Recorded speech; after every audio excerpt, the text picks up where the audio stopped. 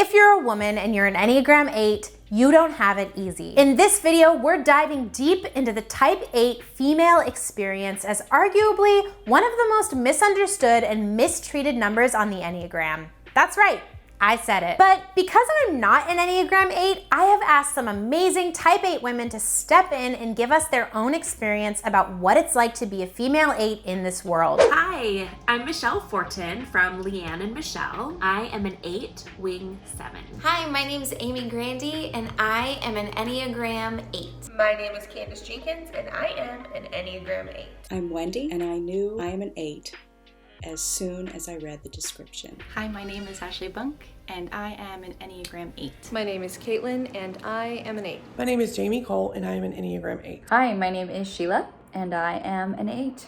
Troublesome, I know. But first, let's chat a bit about why it's so tough to be a female 8 in our culture. I think it's naive to believe that gender doesn't play a role in how your Enneagram number is perceived. As the most assertive and aggressive type, the traits of an Enneagram 8 are stereotypically masculine. When 8 men use their strengths as capable, confident leaders, they are lifted up and praised and put into positions of power. When 8 women use their strengths, they're told that they're being bossy and they're encouraged to mute themselves. Now let's hear some advice and stories from some awesome lady 8s. What are some damaging words that people have called you? I think what a female Enneagram 8 like myself gets labeled as most often is the B word.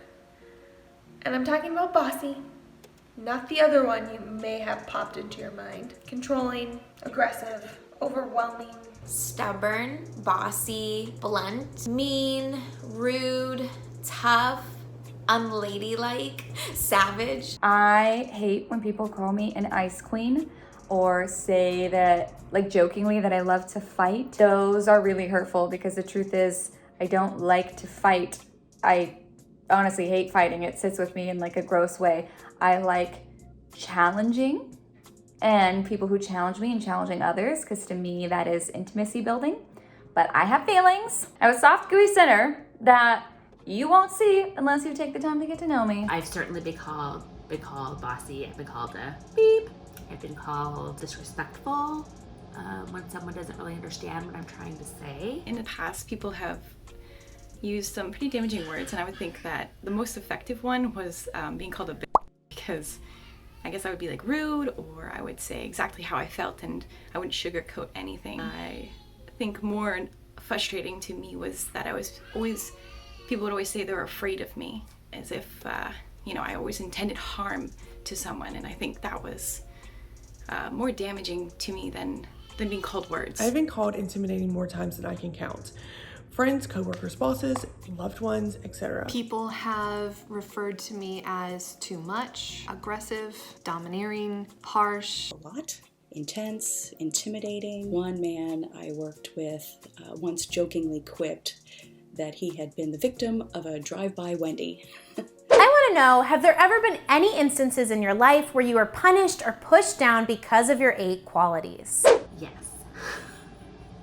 My entire life, I've been assertive, opinionated, and quick to share my thoughts on issues or circumstances. I've been perceived as bossy and all of those things that kind of come with 8 territory. And that has resulted certainly in me being pushed down or punished. And then I remember in high school, my church youth pastor actually met with my parents to discuss with them his opinions on me being too much.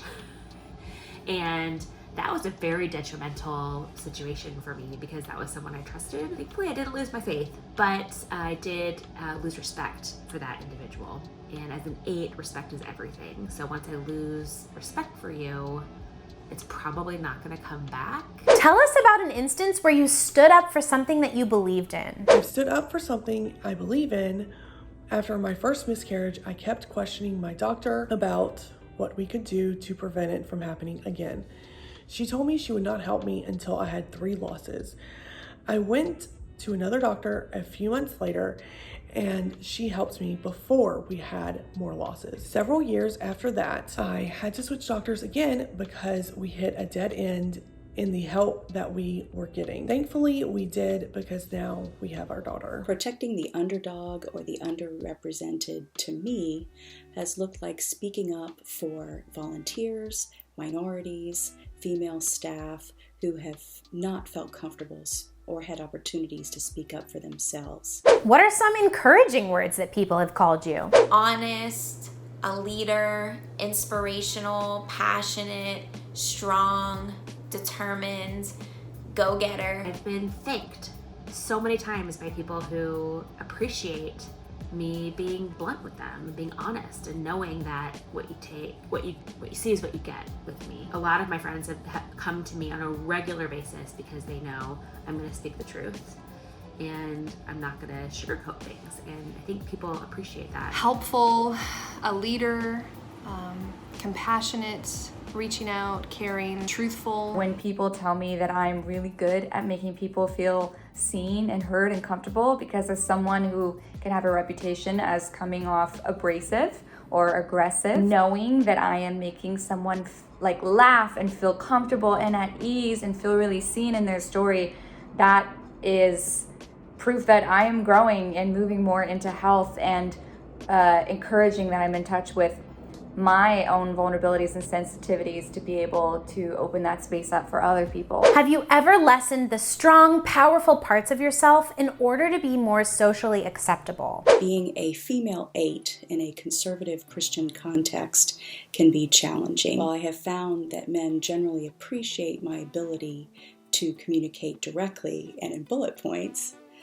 I've also found it helpful to tap into the softer graciousness of the two in order to be more well received by men and women. Have I lessened myself to fit in, to be more likable, to be less demanding? No, I can't say that I have. And honestly, why would I want to? I remember when I would engage in debate in high school and even college, and I would be using the same tactics, the same logical reasoning as some of my male counterparts, but strongly pushing points forward, that both the teacher and my classmates would sometimes approach me afterwards. Hey, why were you so angry? Or why did you get upset? I would see people wouldn't want to choose me for some teams, or they would dock me points for getting too personal, when honestly, when you would look at it, I was just being strong in my wording or even just sticking to my point. And so I realized that if I were to succeed socially and even sometimes academically, unfortunately, that I would have to change my tactics to be softer or more open-ended so that it wouldn't come off as brash to people or aggressive to people. I also am a high school girls basketball coach, and obviously a very male-dominated arena, and sometimes the passionate, tough, strong side of me can come off a little abrasive, although I don't think it does for males. Yeah, I feel like there's times where I have watered myself down or lessened the expectation I had for myself in order to make sure that I was coming off in the right way. Have you seen a male Enneagram 8 do the same thing that you did with different results? In my past life, I was a television news reporter, and being an 8 in that business is incredibly helpful. I will say that it is different for a woman than a man, because men are seen as assertive and getting the job done and getting the tough questions asked, whereas women are seen as assertive and bossy and manipulative. And I certainly experienced that, particularly in one state that I was working in. I interviewed the governor on many occasions, and he did not like the questions that I was asking, and I ended up getting banned from his office, where my male colleagues did not. So that was fun. And lastly, what is one thing you wish that people would know about female Enneagram 8s? We are not heartless. It's actually the exact opposite. Our hearts are so big, and that's why we are so passionate about the things we believe in, the people we believe in, the people we care about. Female Enneagram 8s are often marginalized, often told, whether verbally or non-verbally, that their assertiveness is not appropriate, whereas it actually is necessary, because we need more women to be stronger and stand up see the black and white and speak up for justice, speak up for what we believe in. I think the suffragists probably had some 8s in there. Am I right? I think so. And we appreciate them, don't we?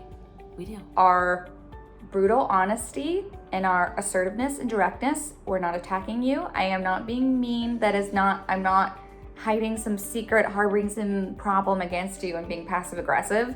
That is so not in our nature to be passive aggressive. We're aggressive. So just know that for me, that's how I'm saying that I love you, because it's showing that I care too much about you in this conversation to not just get to the heart of it and waste time like sugarcoating things or saying things that I don't mean, giving you platitudes. That's not real, true love. If you're a female Enneagram 8, please answer these questions about your own personal experience in the comments down below. We want to know how we can love and support you better. And for the moms out there who have type 8 daughters, I'm sure this will be helpful for you in raising her and teaching her and helping you understand what she's going through. Make sure you're subscribed to this channel if you are not already. I put out new videos every Monday and Thursday. Thank you so much for watching. Have a lovely day.